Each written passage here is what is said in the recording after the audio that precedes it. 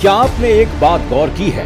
देश में जब भी अदालत का कोई फैसला कांग्रेस और आप की वोट बैंक की राजनीति के खिलाफ जाता है, ये अपराधी पर सवाल नहीं उठाते, अदालत पर हमला शुरू कर देते हैं। इस बार भी वही हुआ। दिल्ली दंगों में आईबी अधिकारी अंकित शर्मा की हत्या के मामले में अदालत ने पूर्व आम आदमी पार्टी पार्षद ताहिर हुसैन को दोषी ठहराया, लेकिन फैसला आते ही कांग्रेस के इमरान मसूद बोले, अगर नाम ताहिर की जगह कपिल होता तो बरी हो जाता। यानी कांग्रेस के मुताबिक भारत की अदालतें सबूत नहीं नाम देखकर फैसला सुनाती हैं।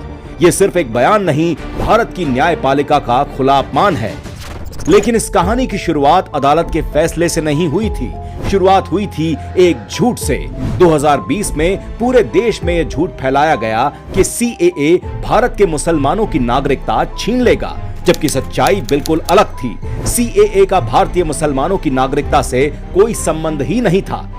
ये कानून पाकिस्तान, बांग्लादेश और अफगानिस्तान में धार्मिक उत्पीड़न झेल रहे हिंदू, सिख, बौद्ध, जैन, पारसी और ईसाई अल्पसंख्यकों को भारत की नागरिकता देने का रास्ता आसान बनाने के लिए लाया गया था।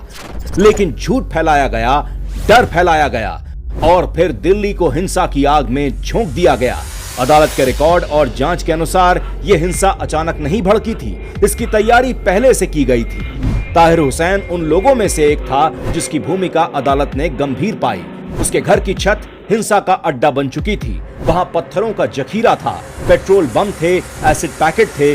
जांच एजेंसियों के अनुसार छत पर ऐसी व्यवस्था भी बनाई गई थी जिससे दूर तक पेट्रोल बम और पत्थर फेंके जा सकें। ये कोई गुस्साई भीड़ नहीं थी, ये सुनियोजित हिंसा थी। इसी हिंसा में 26 वर्षीय आईबी अधिकारी अंकित शर्मा की बेरहमी से हत्या कर दी गई।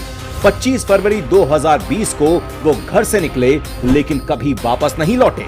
बाद में उनका शव एक नाले से मिला।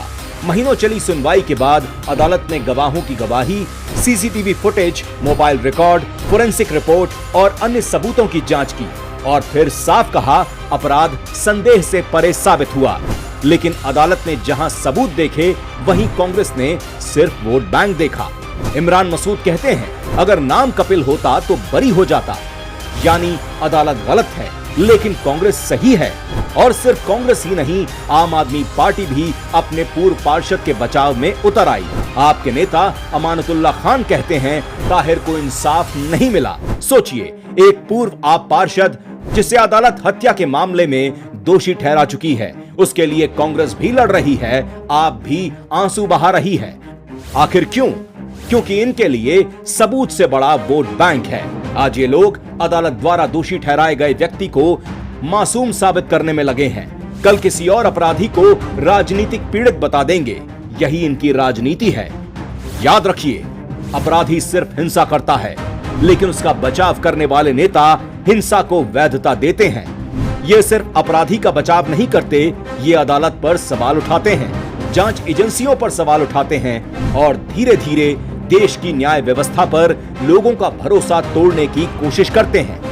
यही वजह है कि कई बार अपराधियों से भी ज्यादा खतरनाक उनका बचाव करने वाले लोग होते हैं।